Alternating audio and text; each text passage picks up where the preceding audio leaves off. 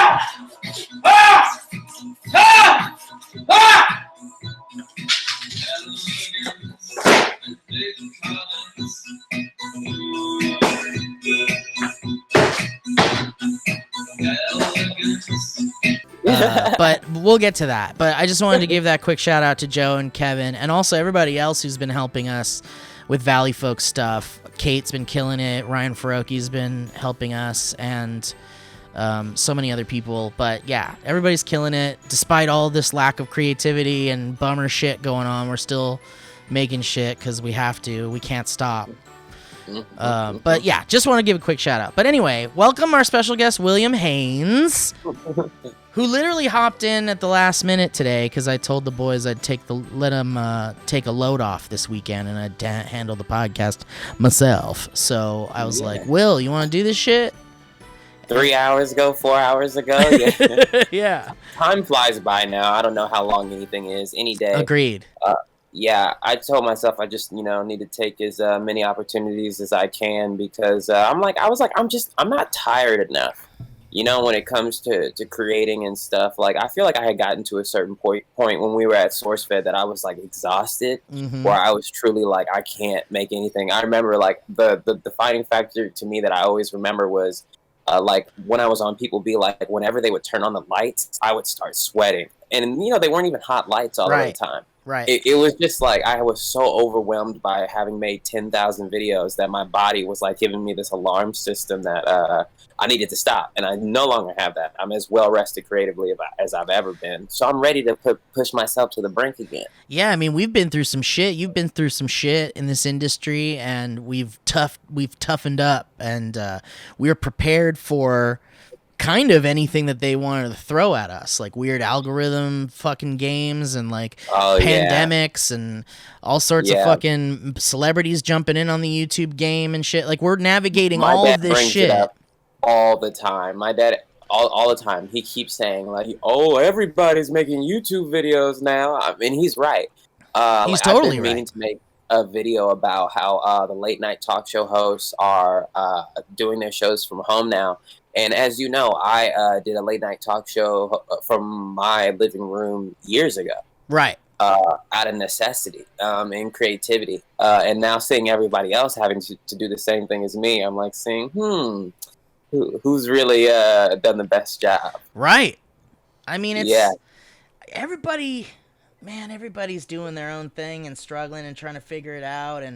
And celebrities have it really easy because they could just fucking jump on their million follower platforms and just be like, hey, I just started a vlog, or I am friends with the actual people who were in Ghostbusters. Let me call them up on the phone because I have their phone numbers and get them together to do a little quick Zoom reunion because, whatever. But we're all adapting to this weird time frame, and I truly think our SourceFed years prepared us for like kind of anything that this weird industry was going to throw at us.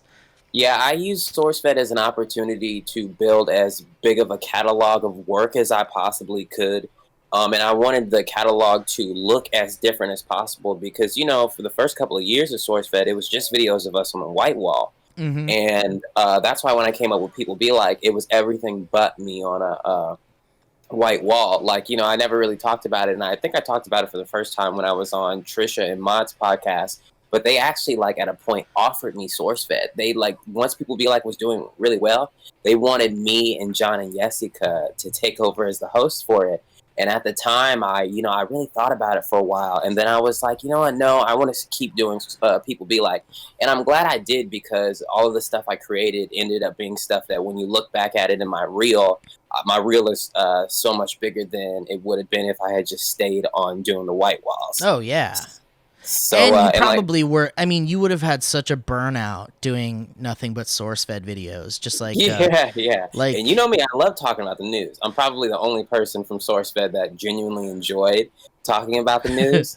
I liked talking about the nerd news. I didn't like talking about the regular news, unless it was something really ridiculous, like man farts at Carl's Jr. and calls the cops or something. Yeah, or the one of that couple that you wrote about, that couple that put that buffalo in. In the back of their car, and then they had to kill it. Yeah. I mean that post came up on my feed recently, and I remember someone from like my middle school had shared it with me that they had saw it on Facebook because that story had blown up so big, and I don't think you intended to be like a huge voice, but like what you had wrote was just so concrete and so straightforward that what those people were doing was so clearly wrong.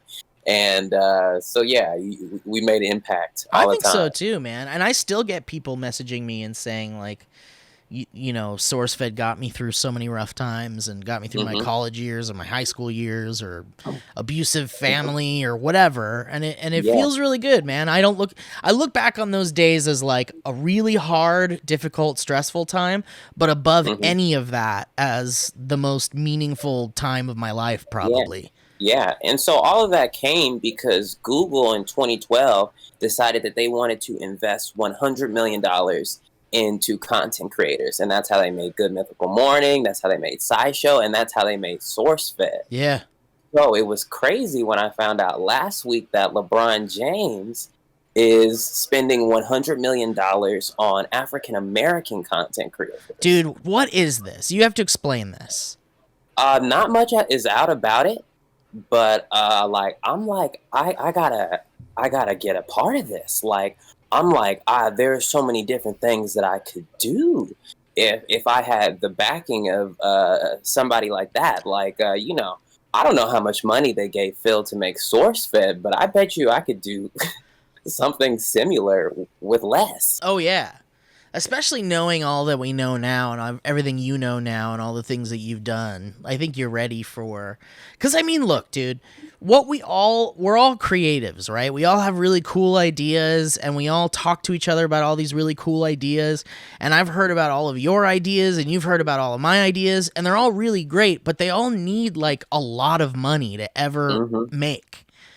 Ever. Yeah. Like it can't be done in any other way, really. It needs like big budgets and shit. And like we can't if we had that kind of money, dude, if you had that kind of money, you could make the great shit you've been talking about making for years and years, and I could make the great shit I've been talking about. And it's like that's all we need, right? That's all everybody needs is money. Yeah. I've spent my money for real on my creativity. And I was watching this girl, she did like a PowerPoint on Instagram Live, which is one of the great things that have come out of this quarantine. But she did this PowerPoint on Instagram Live and she explained like her business plan. And she said that one of the mistakes that she learned was that you can't spend your own money on like your creative ideas. And I was like, I am guilty of that. Like, you remember when I made the late night talk show out of my living room and everybody was like, Will, you cannot you're gonna get evicted. It's ridiculous. It's ridiculous. Yeah. And I'm like, nah, I could do this. And that is like one of 1 million times. But like, if you so that person said that you can't spend money on your idea. Like you shouldn't spend money on your ideas. If you want to make something like great, you want to have investors. You want to make it a business with other people involved. So it's almost like believing in your project so much that other people will put money into it to help you make it.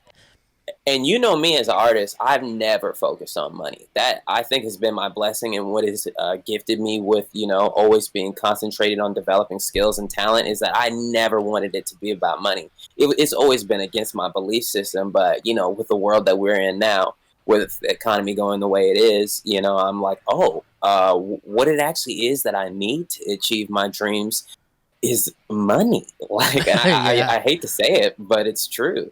I mean, you can make whatever you want with what you have, but I think we've already done as much as we can possibly do with like the limited budgets we've ever had to make shit. And I totally agree with you on that. Like, I've been making these videos on my channel, William Haynes TV, including the LeBron video that just came out today with the hashtag give Will 100 mil.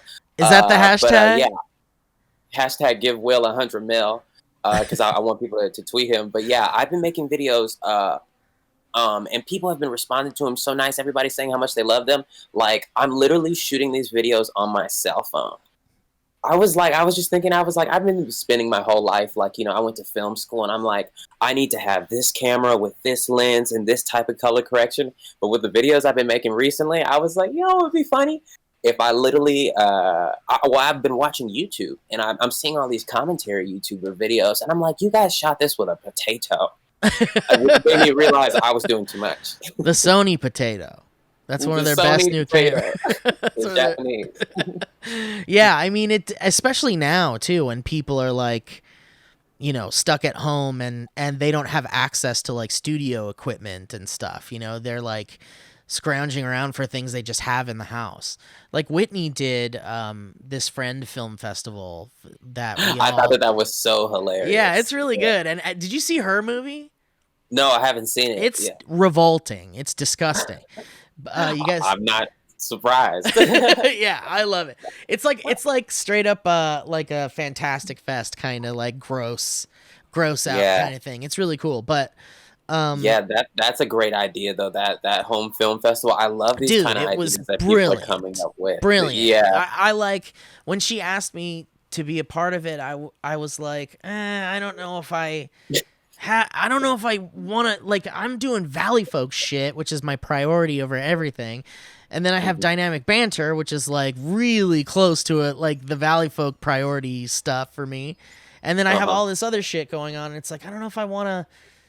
If I even could be able to do it, but being like having a goal and like not wanting to let anybody down and not let my friend Whitney down, I had like I had a motivation to like do something, but everybody's films were all like of varying qualities, and some people had like nice cameras and shit and it looked kind of nice, and some people's were like straight up on their fucking cell phones and shit. And I was like, none of that matters. Like it totally doesn't matter. I mean, I think audio is probably still very, very important. Very, very important. But I'm actually recording with my videos straight into like my the same equipment that I use to record music. Like I'm processing my audio really strong, because if they teach you anything in film school, like your video quality could be crappy. What is most important for some reason to humans is if everything sounds right. Yeah. That's just something they teach you in film school. But yeah. Other than that, I really do love the creativity that's coming out of this time. And I really want to make movies, like more than ever before. Like I know that because I've told you, but we've talked endlessly about our movie ideas and your movie ideas. And it's becoming stronger and stronger. And I'm like, I'm for the first time in my life, I'm like, I really want to get that out there and record it, and even write it. Like, I think that's been one of the biggest issues for people like you and I. We're actors, we're comedians. We're not really the type to really, even though we've written dozens and dozens of scripts, when it comes to like a feature length or something like that, that's not typically what we sit there and are trying to do. Right. But recently I've realized that the ideas that I have are so like inherently mine that if I don't write it, then it won't be created. Yeah, then you got to do it. Yeah, and the same thing is true for you, for the ideas that you've told me about. Yeah, I know. I think about like putting a pitch thing together and then just being like, if I could be an executive producer on it, just to oversee things and make sure they don't royally screw up some of the ideas I have here, then someone else could just take it and I'll be a part of it. But it's hard to like do that with things that you writer friend. Yeah. We always are like, I'm gonna find a writer friend. Like, I went to film school. Like, we know everybody that does movies and stuff, and yet we still can't find that friend that's just gonna take our ideas. I know. and put them together. I know, because it's like, you could, a few people that you could probably coerce, but for the most part, it's like if you want it done right, you got to do it yourself. And what I've also learned within the past couple of years, when after SourceFed happened and we got like this rise in popularity and everybody wanted to help us and a whole bunch of money, and and as those things come and go and fade, I've learned that some people come into your life and they act like they're like, oh, I want to do this and this with you, but it's so limited. So that's why I'm learning that being an auteur filmmaker and being the type of person that makes things yourself, the more you rely on other people, it won't get created. It's true. And also, what I've learned being in LA, and it's something that I didn't want to believe, growing up, is that money talks. Ain't nobody gonna do nothing good for you for free. And if you keep relying on people doing stuff for free, you're only gonna get so far. Like you're saying, we've created so much in our life. We've done everything we can with what's just around. I think I've maximized out on what I can get done for free. At this point, Yeah. I need $5,000 per episode, and Yeah. I can make something incredible, amazing happen. Yeah. And I mean, like what people be like back when we were on Discovery, my budget was like $150 per episode, and I was able to do a lot with that. So I wish like, I could remember what they gave us for Nuclear Family sketches. it was different because I was a daily thing. My show was on like 4 days a week. Yeah. So, but Nuclear Family, they would. I remember we had a budget. lot of time. Yeah, they would spend a lot of time on one video. So it was a totally different type of budget. Yeah. Like, and sometimes I would be jealous, and I'd be like, Jeremy, like, how come you guys let them do all that? But then, like I said, at the same time, mine was an everyday type of thing, and I was. And no executive, no one was involved with what I had to do. Like, no one watched my back at all. So they were just like, your thing, it works. Just keep doing what you're doing. Yeah, they were just like, here, take this money and do whatever you want. So I was like, even though Nuclear Family did get like bigger things to happen, I got my way every single day. So I was like, can't really trip. Dude, it was that's a great, the thing. great. I felt very similarly about SourceFed Nerd too back in the day. Like, we really got to just kind of do whatever while the SourceFed gang had to like keep writing all those fucking stories, and then we got to go to Comic-Con and we got to go all the cool shit, and like I just remember how SourceFed Nerd really did get to go do all the cool stuff. In hindsight, though, I really could have done SourceFed and People Be Like at the same time. I really could have got up there at 6 and wrote those news videos and then made my way to the People Be Like set and done that. It just would have been ridiculous. It just would have been too much for a person. I mean, that's the thing. It's like back in those days, it would become the afternoon and you'd get lunch or something, and then you'd come back and you'd be like, I think I'm done. Like, we got here at fucking 7 a.m., 6 a.m. or whatever. I'm fucking done. I can't do anymore. The schedule was, first we'd work on the 5 white walls on SourceFed, and all of those would be shot by like 9:30, 10 a.m. Yeah. And then we would do a whole bunch of episodes of Table Talk so that you could see them all month and next month. But, you know, we would sit there and talk to each other forever. Then we would go to lunch right after that, and then we would come back, and then we would need to do the SourceFed podcast. Yeah, or like shoot some video game thing for Super Panic Frenzy or whatever, or do some Nuclear Family sketch or something, or But you see, that was the brilliant part of the SourceFed entourage that I really wish, like, if I can get this $100 million, like, I act like they're gonna give me the whole thing.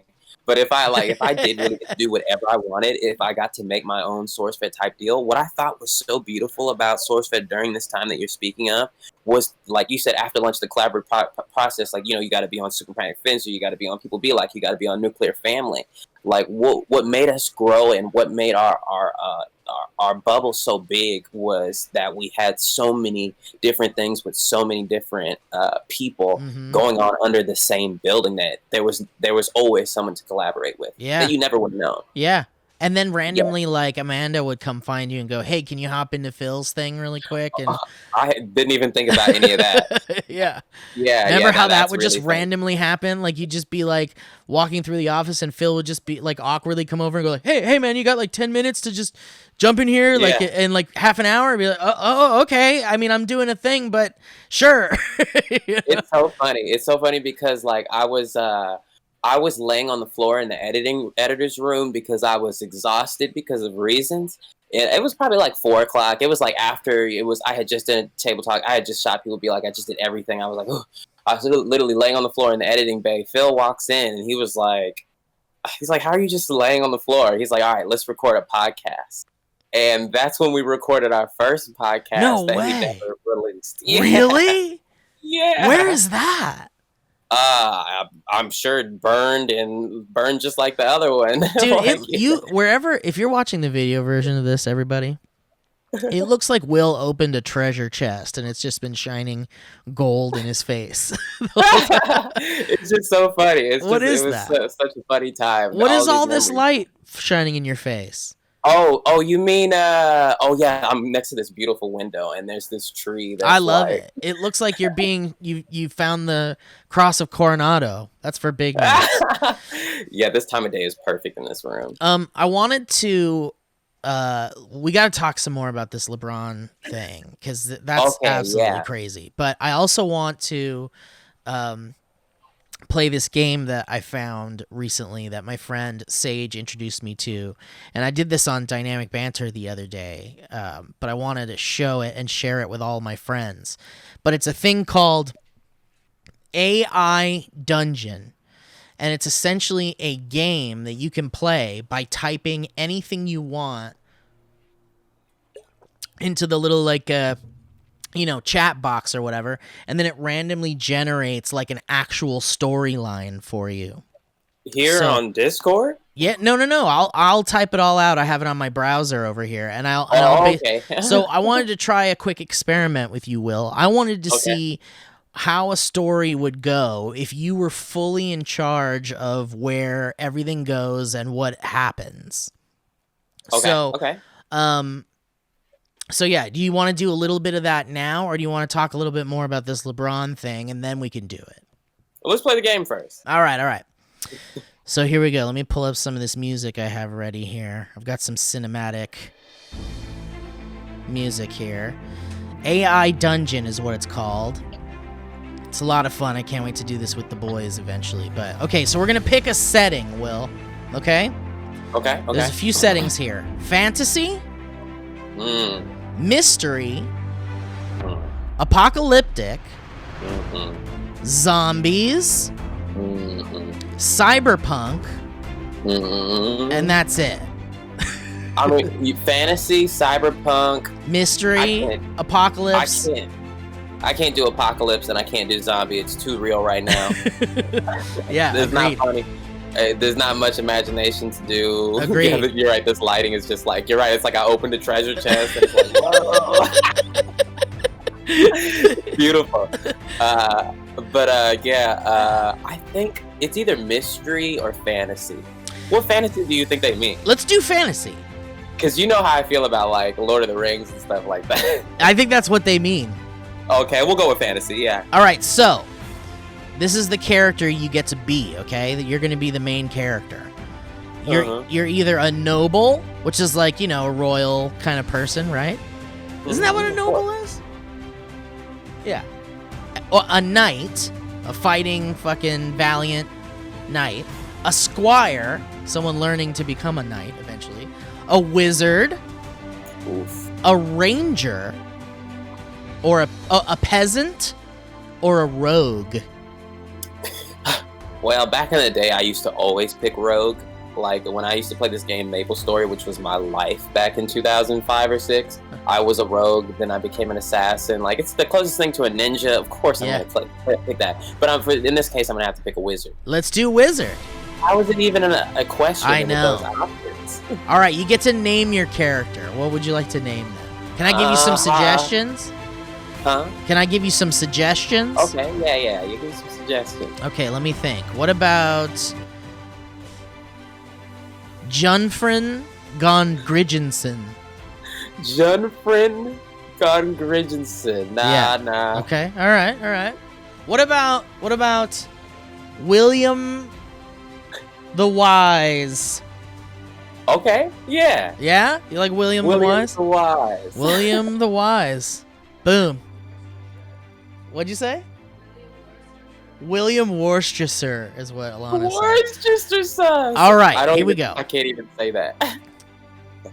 Yeah, okay, I'll take William the Wise. All right, here we go. You are William the Wise, a wizard living in the kingdom of Larian. You have a staff and a spell book. You finish your long journey and finally arrive at the ruin you've been looking for. You have come here searching for a mystical spell book of great power called the Book of Essence. You look around and see if the place is inhabited. You just don't...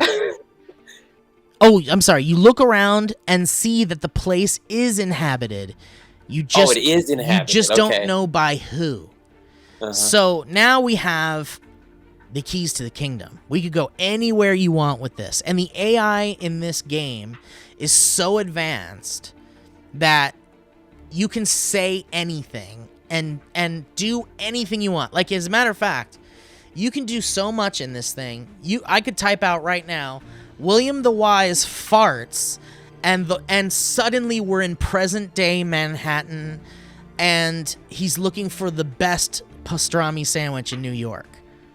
And, Okay, and it'll all right. totally go off in that direction. Read me that prompt again. With the I got a All book. right. You're William the Wise, a wizard living in the kingdom of Larian. You have a staff and a spell book. You finish your long journey and finally arrive at the ruin you've been looking for. So you're looking for a ruin, right? A ruin? A ruin. What is a ruin? Is a ruin like a cave? RuneScape?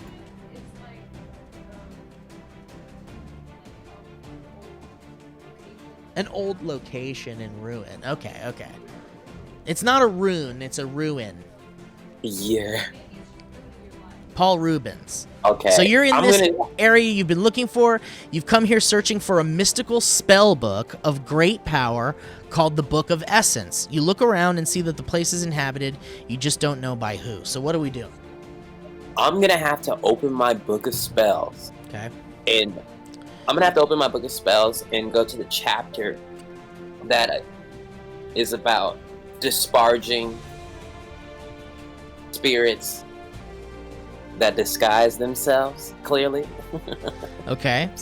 That disguise themselves. And then I'd strike my staff on the ground 3 times. And strikes his staff on the ground 3 times. All right.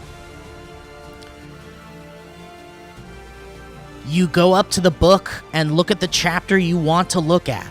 It has several subsections of chapters, such as dispelling or creating. As I said. Okay, so which one do you pick, or what do you do next? Creating. Creating? Oh, I probably should have dispelled. I should dispel. The wizard chooses dispel. And what happens? Or do you want to just see what happens after we type that? The spirit obviously like screams in pain or something, right? Okay, Like, I'm pretty good as a wizard. Let's say that the spirit obviously screams in pain or something. I feel like I could one-shot a demon like this. This is no joke. ... Parentheses. I feel like I can one-shot a demon like this. This is no diff. No diff. All right. Let's see what happens.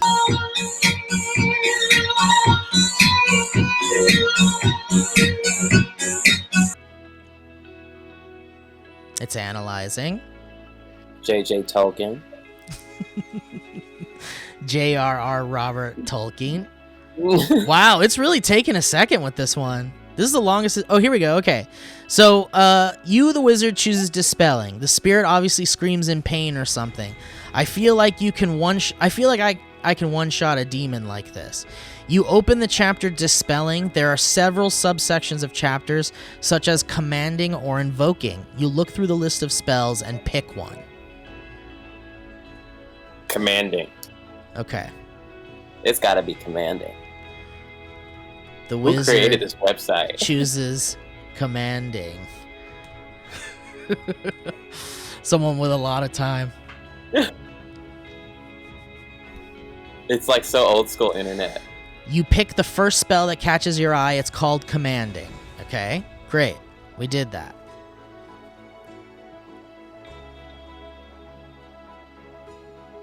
Analyze me. Tell me how to tell a story. This is actually a pretty interesting way to, if you're like a beginning writer and you were like, you wanted to help writing a story, but you couldn't find a writing partner. Right. You pick. Crazy. Okay. You pick the first spell that catches your eye. It is called commanding. The first subsection is called commanding spirits and contains several different spells. You read through them carefully before making your choice. The next subsection of the chapter is called conjuring spirits. So what would you like to do? You want to conjure some spirits? Yeah, I'm gonna have to conjure like my usual summoning, the blue-eyed white dragon, which has the power to dispel any non-visible cretins. Like, duh. I'm writing this all down. My wizard is very anime. Cretins. William the Wise conjures some spirits. There's dragons and shit. One dragon has the power to destroy non-visible cretins. Let's see what happens. I'm very curious. Naturally, the book doesn't contain every kind of spirit out there, just the types that are most useful to conjure in a fight. Of course. Of course. Like. And then we say, of course. Oops. I misspelled it, but I did type in of course. You choose a dragon, as it seems to be the strongest of the bunch. You see a big one with several heads, a red one, a winged one, and one that seems to be a smaller one with fangs. Smaller one with fangs. The wizard... Wow, you really did all of that? Yeah. The wizard chooses the smaller one with fangs. He's kind of hot.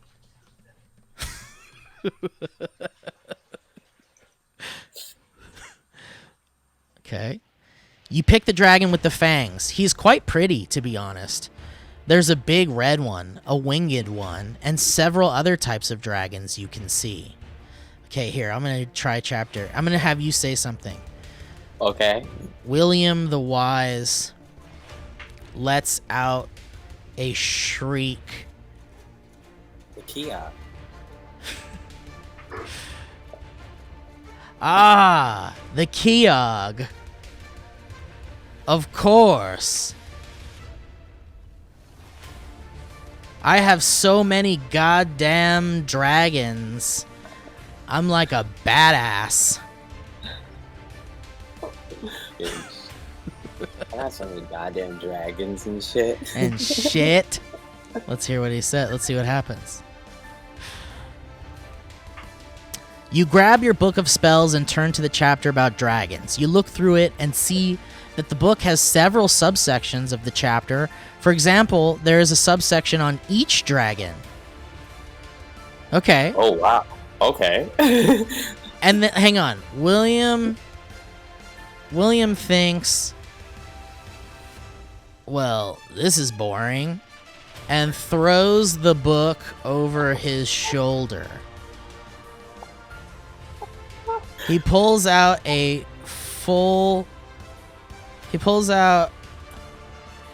modern day martini from his robe and sips it. A modern day martini. Which I've never had. Let's see. You don't see what the big deal is about dragons. They are big, fire-breathing lizards, and terrorize kingdoms and lay treasure maps in trees. Yeah, damn right. Let's see what else it says. This story has gone off the rails. You know, let's see. It would seem that your knowledge of dragons is somewhat lacking. You flip through the book and see that it has several subsections of the chapter. For example, there's a subsection on each dragon. What is wrong with this one? This one's like broken. It won't let me win. It won't let me win, no matter what I do. Yeah, this one's I've never done one that's like this potentially broken.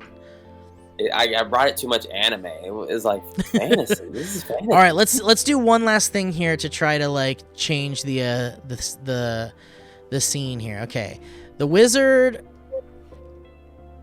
chooses a spell that sends you through. wait. Chooses a spell that opens a portal that sends you to the very distant future. He's hoping he can cop some new Jordans and maybe see what's up. Which I don't have. With the new iPhone. Which I wish I had. Let's see what happens. You pick out a spell you think you can pull off. There are many other types of spells in the book, but you don't have much knowledge about them. Ah, man, this one's broken. That bums me out. I don't know about the spells, but I do. Yeah, that one's broken. Whatever. Well, we tried. Hilarious. Will. We tried. All right. Let's talk. Your house. I know. Remember, dude, we've spent so many good times watching movies here. And doing crazy stuff.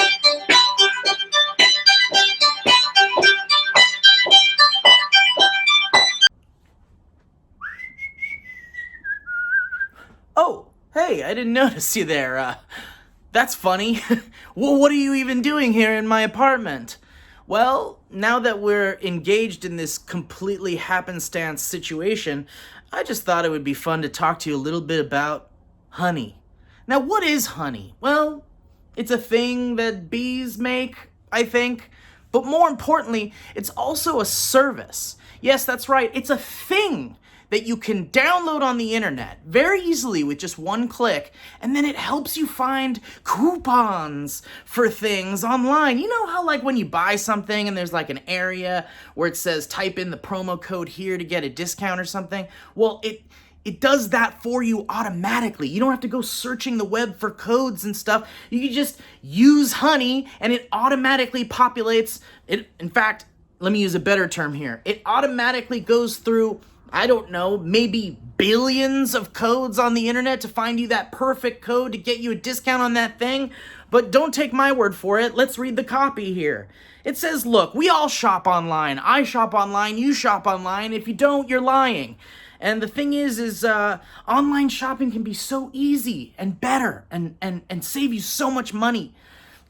These are all amazing things that are very nice. Don't you want to save money? You can with Honey.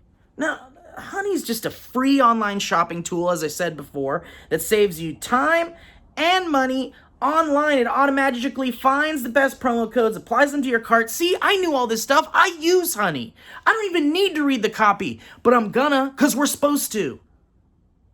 Now, imagine you're shopping on one of your favorite sites, like, oh, I don't know, randomly pulled out of a hat like Target, or Sephora, or Macy's, or Etsy, or Lululemon, or DoorDash, or Walmart, etc. Well, when you check out, this little box drops down, and it says Honey on it, and there's a little honey boy on it, and all you gotta do is click Apply Coupons, and bam, you're saving money, son! That's crazy! I know! So, guys, here's the deal. I've saved tons of money on Honey. I've saved tons of money using Honey. The thing is I couldn't tell you exactly. Oh, actually, hang on. This here, this AA battery charger thing. I got AA batteries to charge up my my Oculus Quest controllers, and Honey gave me a sweet discount on that. I don't know how much exactly. Okay, I got a bad memory and I gotta go because I gotta go to the bathroom. But here's the thing: Honey has found its over 17 million members. Over $2 billion in savings. Do you understand that? $2 billion. You'll never see it in your life. I'll never see it in my life. But that's a lot of money. It exists. And that's how much people have saved using Honey. All right? And did you know that Honey supports over 30,000 online stores? That's right. And more are being added every single day, you guys. And users love Honey. That's why it has over 100,000 plus 5-star reviews on the Google Chrome store. So guys, not using Honey is like literally passing up free money, and that's dumb in all the ways. So it's free to use, guys, and it installs in just a few seconds, okay? So all you gotta do, oh, and it's part of the PayPal family, which is really good. We love the PayPals. Jonathan and Christine, they come over every Christmas. So guys, get Honey for free at joinhoney.com/Valleycast. That's joinhoney.com/Valleycast. I'ma go use the toilet for a long time. What was your favorite movie I showed you in the past couple of years? That is a great question. Now, you showed me a lot of movies that I've ended up really liking. Watching movies is a big part of our friendship. We watch movies and shit together. You're probably the only friend that I actually really like, and Owen, that really I watch movies with. If there's one movie that I think that you showed me recently that has really impacted me, and you won't even know that this is the movie I'm going to say, is the movie about the guy who lives in a world where people forgot about the Beatles. Oh, yeah, Yesterday. yesterday. I thought that was such a good. Dude, I loved it. It's like movies aren't like that anymore. It's like so independent. It's like it's such a it's like a 80s movies in a way, or 90s movie in a way. Yeah. Where it's just this one story that, goes into a wild, great place, but it never like hurt my feelings in a way like that I was like, oh, that made me mad, or like these characters are acting stupid just for the sake of plot. I was like, that's the director's the guy who made Life of Pi, right? Yeah, and Slumdog Millionaire. I don't know how you go from Life of Pi to that, but yeah. I know it is a really strange project for that director, but it's so good. It was clearly a story he wanted to tell. It was also kind of a film school movie in a way. I felt the same way about. Did you ever see? Did I show you? What was it called? Bigsby Bear or Brigsby Bear? Did you ever see that one? I don't think so.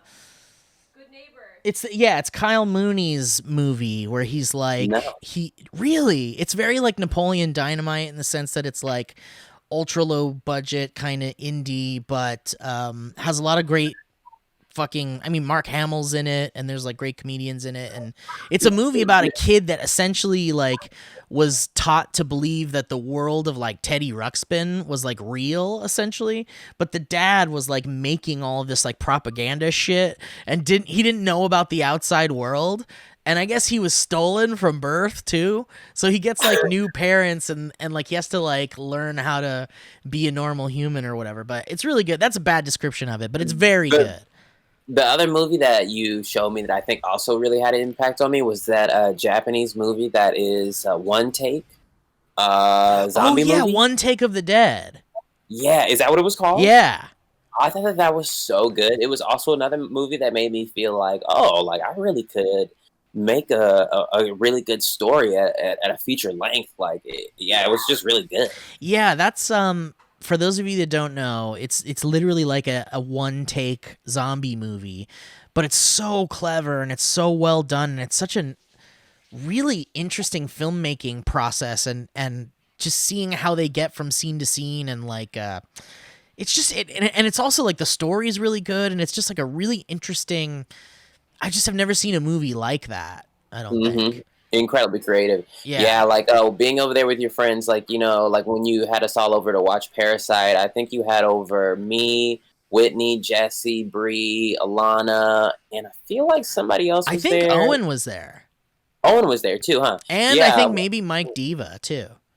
Yeah, and I was just like, and how you guys always go to Fantastic Fest? I'm like, and that movie was from Fantastic Fest, right? Yeah. Well, it premiered there, yeah. That was one of the ones you saw there, and you were like, oh, I got to show this to my friends. Yeah. I was like, my goal is to make a Fantastic Fest movie. And that one, that Japanese one, I think was like the budget was like $100,000 on it or something like that. Yeah, that makes sense. And then remember how the movie, like, at the end, they're like, show you how they made the movie? Yeah. And it's incredible. It's really cool. It's kind of like when you see those stop motion movies, and then they like those Leica movies, and then they show you how they animate the stop motion and stuff.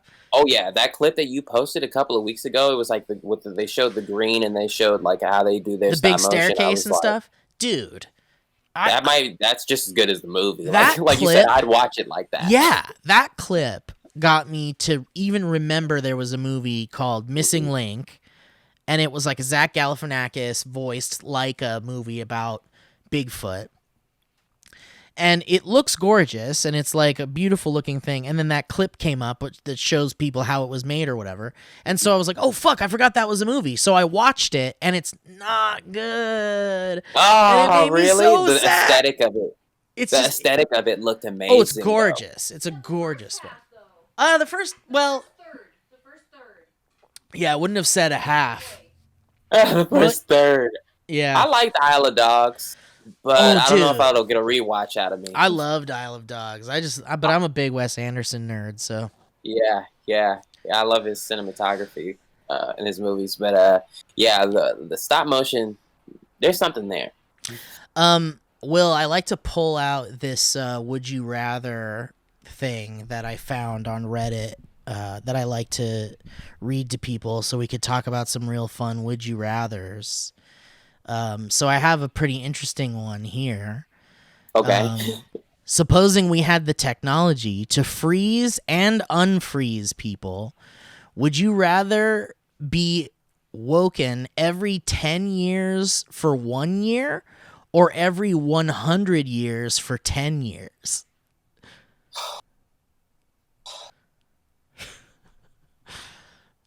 That's every 10 years. That's interesting because if you did every 10 years for 1 year, that means you'd get to live like hella long. And you'd get to experience like the best of stuff.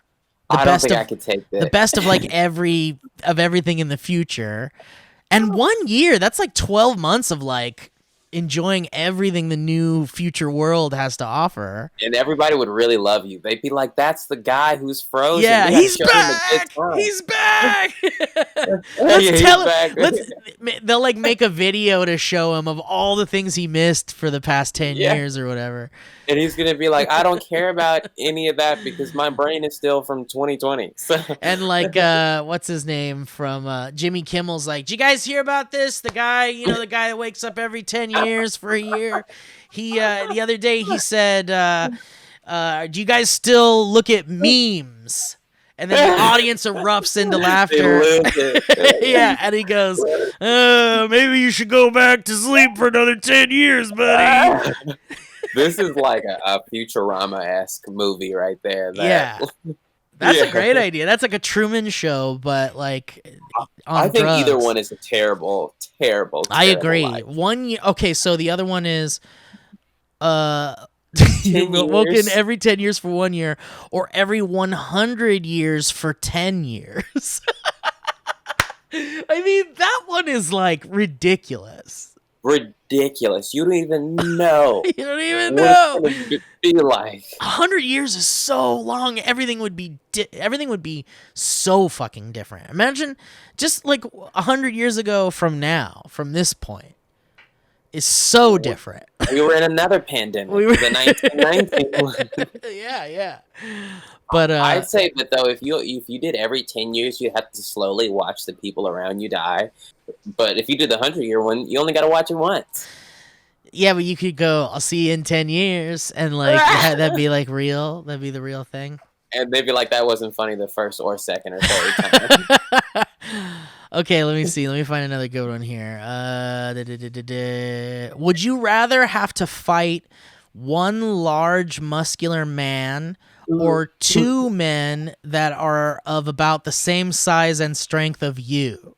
One dude who's way bigger than me or two dudes the same as me? Yeah. That's a great question. That's actually a great question it's such a great question because it's like, if I had to pick that, I think I'd take my chances with the bigger guy. Because honestly, like, I think if I had to fight myself, then maybe I'd have a chance. But two of me, like, I'm going to get tired and the other one's going to be just getting started. I think it's two guys that are the same size as you, not two dudes who are you. I think I could take two dudes who are the same as me. You think so? To me, I couldn't take one me. I always tell you, like, if us is real and we look out the window and I'm out there, y'all gotta kill me first. I'm the one. But if it's me, I can't ever fight myself. I think all you gotta do is hit it in the nuts once. Like one really good nut hit. At least one. But when you say this, I'm thinking my ego, and my ego makes me think that I'm gonna win regardless. And so if there's two of you. And I'm thinking, would my ego feel cooler if I beat up a dude that was way bigger than me or two dudes that are the same as me? And I think my ego would make me feel cooler if I beat up two dudes that were the same. I'd be like, I fight you. It's like fighting Nega Scott or Nega Will.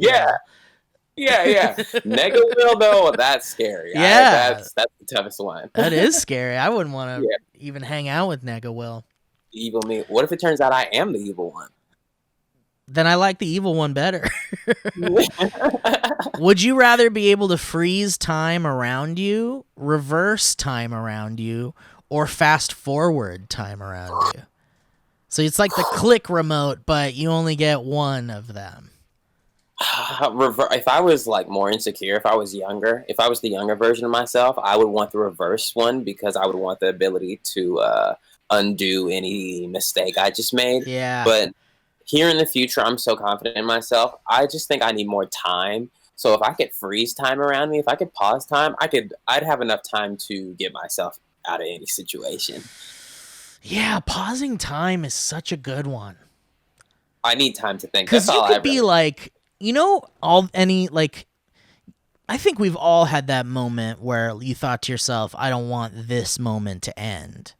You could have that moment on like pause for just a little bit longer than it naturally is, just to kind of enjoy it even more, which is such a wonderful luxury, I feel like. But reversing time would give you the option to go back and just relive the moment. Which I think I've talked about this before. I think I literally talked about it on the Modern Trisha. I think about it all the time. My most toxic trait, and I've talked to you about it, is wanting to go into the past and changing things. Yeah. Like, I always wish I could. I'm always like, oh, if I could just go back a month ago, I would just do. And life isn't like that. And even if you did, it would change everything. Something would go wrong. The butterfly effect. And you'd be like, damn, it's because I did that. So because of that, I've learned my lesson, even though it never happened to me.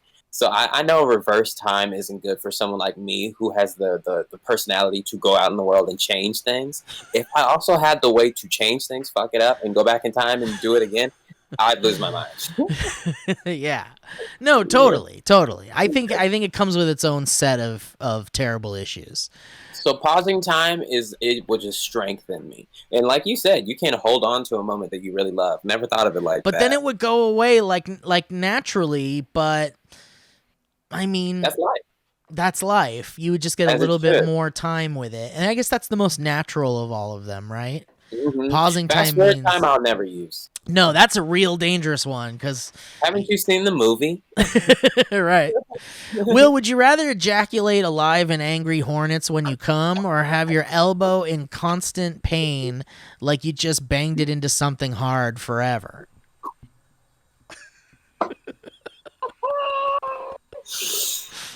Man, I would hate that elbow thing. I would hate the elbow thing hard. I would hate the elbow thing, but like, I can't have one hornet in my life. No, dude, one hornet was terrorizing me during this pandemic, like a few weeks ago. I'm pretty sure, and you'll hear Alana chime in any second, I'm sure, but I'm pretty sure it was a murder hornet. Well, I don't think it was a murder hornet. But Alana has this really nice plant that she's taken really good care of for quite a while, and it's a really good plant, and I love the plant. But we got all this nice furniture stuff. We got some new furniture for the patio, and so we thought it would be nice to put the plant out there, right? Because we wanted to have a little plant life out there, and we thought, hey, the plant might be happy with the sunlight directly on it, and for all we know, yeah, that's a nice thing. But suddenly, like, this hornet or these hornets started to like come around, and I think they were smelling the flower, and like we're like, oh yeah, this is a nice place to like set up shop, and they were the evil voices, because hornets are evil, and the hornet would like crawl up to like the screen door and like up to the top of it, and he'd go into like the inside of it. And I'm like, you motherfucker, you think you're going to set up a little nest in there or some shit, you motherfucker? And I was watching him, and he's just like buzzing around. And so finally, Alana gave me this like concoction, this like natural concoction to like spray at them, and it pisses them off or kills them or something. And so I was like fucking terrified, but I'm terrified because it was like that big, you know, like they're fucking huge and scary, and they don't. The thing with hornets is they'll sting the hell out of you. Not a bee will sting you once. Yeah. Yeah, no, I might have been telling you, I don't remember if I told you this in real life or dynamic banter, but I've been watching all of these videos about bees. Like, I don't know why I've been educating myself about bees before I go to sleep, but it puts me right to sleep. Well, but bees are wonderful. I'm starting to have a new appreciation for bees. Bees are great. Bees are great. Bees are great and beautiful, wonderful creatures. I have to do a video about this because I've been watching this guy who makes these beekeeping videos, and he doesn't wear a suit. He doesn't wear a beekeeping suit. Yeah. He puts his hand right in like, let me find you the queen. Yeah, because they know he's not a threat. Like there's like a symbiotic relationship. Bees are smart, like really smart. It turns out. It's crazy. It's super entertaining, dude. Alana and I were watching Cosmos, the new Cosmos, the new season or whatever, and he was talking. There was this whole thing about bees and how they have this like dance that's like basically like a code to all the other bees. And it's like directions to like where the flowers are with all the pollen. Like they literally like do a little like pattern dance, and all the bees like watch it, and then they go, "Oh, okay, I know exactly where that is." And then they take off and they go to it. It's like, what? Yes. That's crazy. Yes, bees are genius. Bees are geniuses. They're incredibly entertaining to watch. So for some reason, you would think. Yeah. Would you rather be able to rewrite reality by changing the past, rewrite reality right now, or predict the future? I don't think anybody should have the first two power. I don't think. I'm really responsible, though. Yeah, but everybody believes that, though.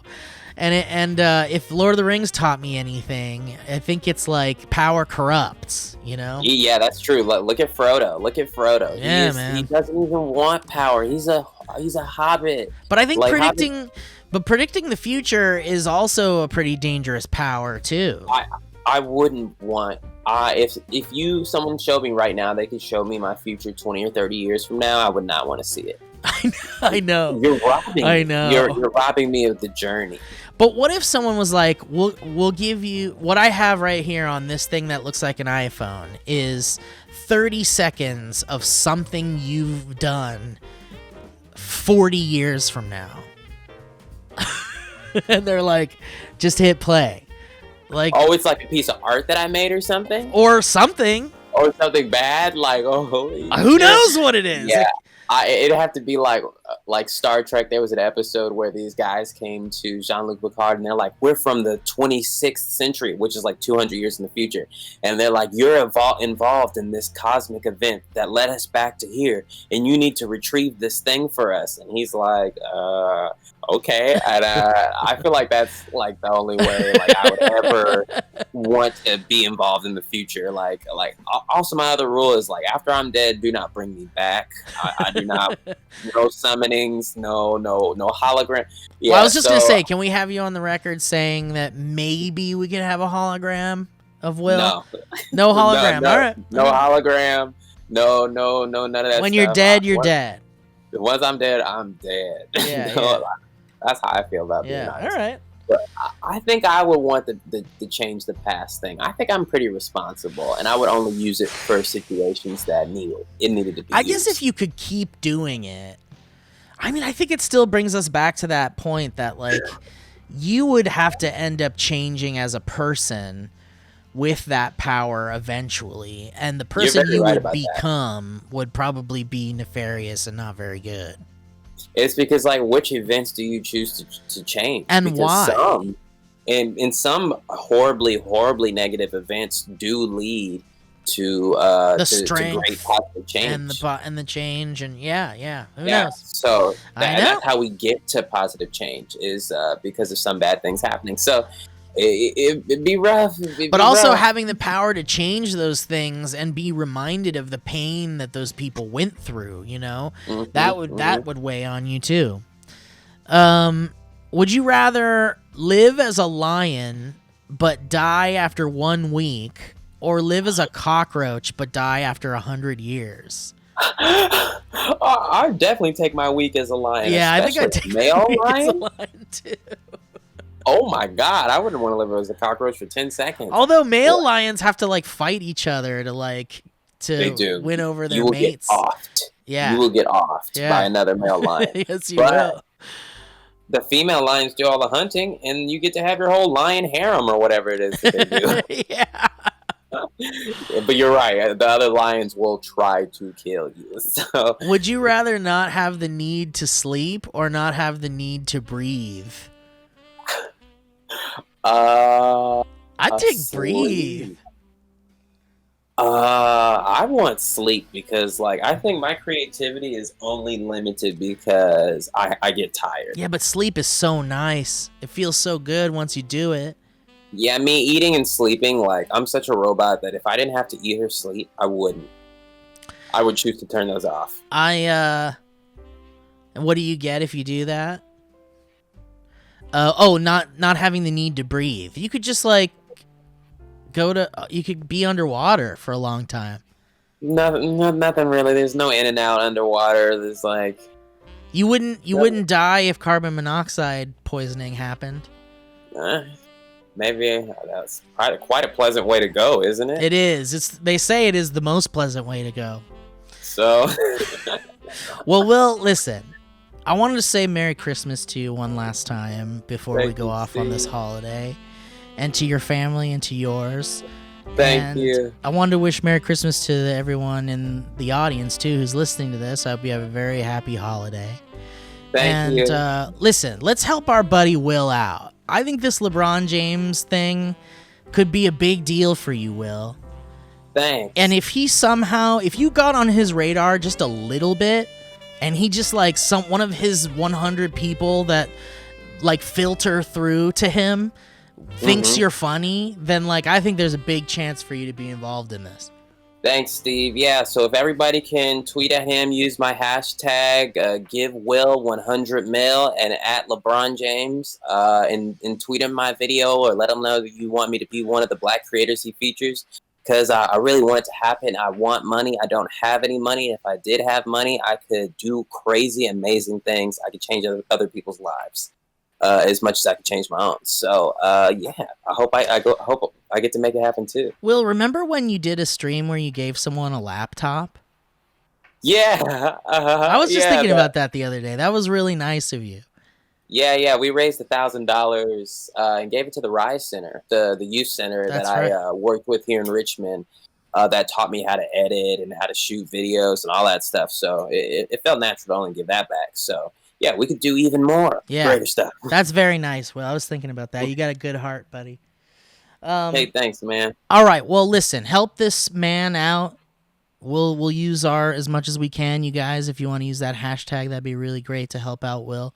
And otherwise, Will, where can people see your stuff these days? Subscribe to my YouTube channel, William Haynes TV. I put out videos whenever I want. I'm sure the LeBron video just came out today, and I'll have something coming out soon after, because we're in a quarantine and it's only getting worse in California. Yes, it is. It is only getting worse. Yeah, but we're not going back to shooting movies anytime soon. No, so we're I'll not. make some YouTube videos. It's very weird and scary and sad, but we'll do the best we can to keep making dumb, weird shit for you guys to laugh at. So please support local and independent and struggling artists. And support Black-owned businesses and Black Lives Matter. Trans Lives Matter. Happy Pride. Black Trans Lives Matter. Let's fix some of this shit, you guys. Let's sign some petitions. If you haven't signed all the petitions, sign them. I know you missed a couple of them, so sign those damn things. They're all over Twitter. Right? Yeah. All right. Will, you want to say anything else? That was all. Thank you guys so much for all your support, and thanks for having me on today, Steve. All right, Will. Love you, buddy. We'll catch you next time on the Valleycast. Goodbye, everybody. Bye. Merry Christmas.